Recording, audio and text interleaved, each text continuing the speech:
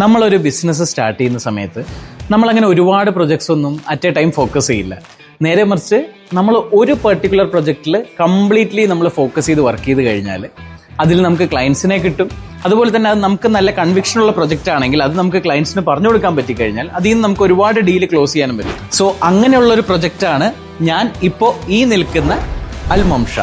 ഈ കമ്മ്യൂണിറ്റിയുടെ പ്രത്യേകത എന്താ പറഞ്ഞാൽ ഷാർജയിലെ ഫുള്ളി വോക്കബിൾ കമ്മ്യൂണിറ്റിയാണിത്. കുട്ടികളെ ഫോക്കസ് ചെയ്ത് അവരുടെ ഫിറ്റ്നസിനും അവരുടെ സ്പോർട്സ് ആക്ടിവിറ്റിക്കുമാണ് ഫോക്കസ് കൊടുത്തിട്ടുള്ളത്. ഒരു എൻഡ് യൂസർ ആണ് നിങ്ങളെന്നുണ്ടെങ്കിൽ നിങ്ങൾ നോക്കുന്നത് റെഡി ടു മൂവിനായിരിക്കും, പെട്ടെന്ന് റെന്റ് മാറ്റണം. ഇനി ഒരു ഇൻവെസ്റ്റർ ആണെങ്കിൽ നിങ്ങൾ നോക്കുന്നത് പതിയെ ചെയ്യാൻ പറ്റുന്ന ഒരു ഇൻവെസ്റ്റ്മെന്റ് ആയിരിക്കും, അതിൽ നിന്ന് നമുക്ക് മാക്സിമം റിട്ടേൺ എടുക്കാനാണ് നോക്കുക. എൻഡ് യൂസർ ആണ് നിങ്ങളെന്നുണ്ടെങ്കിൽ നിങ്ങൾക്ക് ready to move in apartments ഇവിടെ ഉണ്ട്. 1 ബെഡ്റൂമിന് വരുന്നത് അറൌണ്ട് ഒരു 900K അടുത്താണ്. ബാൽക്കണി ഉള്ള യൂണിറ്റ്, ബാൽക്കണി ഇല്ലാത്ത ഒരു 750 റേഞ്ചിലും ഉണ്ട്. 24% നമ്മൾ ഡൗൺ പേയ്മെന്റ് ചെയ്യേണ്ടത്.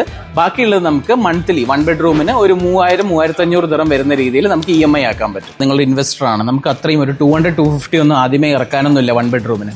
നിങ്ങൾക്ക് മാക്സിമം പറ്റുന്ന ഒരു 1,20,000 ദിറം ഒക്കെ ആണെന്നുണ്ടെങ്കിൽ അത് ഇൻവെസ്റ്റ് ചെയ്തുകൊണ്ട് മന്ത്ലി ഒരു 5,000 ദിറം മാറ്റിവെക്കാൻ പറ്റുമെങ്കിൽ നിങ്ങൾക്ക് 40-60 പേയ്മെന്റ് പ്ലാനിൽ കിട്ടുന്ന നല്ല 1 ബെഡ്റൂം അപ്പാർട്ട്മെന്റ്സ് 2028-29 ഹാൻഡ് ഓവറിലും ഇവിടെയുണ്ട്. സോ പെട്ടെന്ന് എൻ്റർ ചെയ്യാൻ പറ്റുന്ന ഓപ്ഷൻ ഉണ്ട്, ഈസിലി എക്സിറ്റ് ചെയ്യാൻ പറ്റുന്ന ഓപ്ഷൻ ഉണ്ട്. സോ ഇതിൽ ഏതാണോ നിങ്ങൾക്ക് പറ്റുന്ന ഓപ്ഷൻ അത് നിങ്ങൾക്ക് എന്നോട് ചോദിക്കാം. I will ensure you won't get disappointed.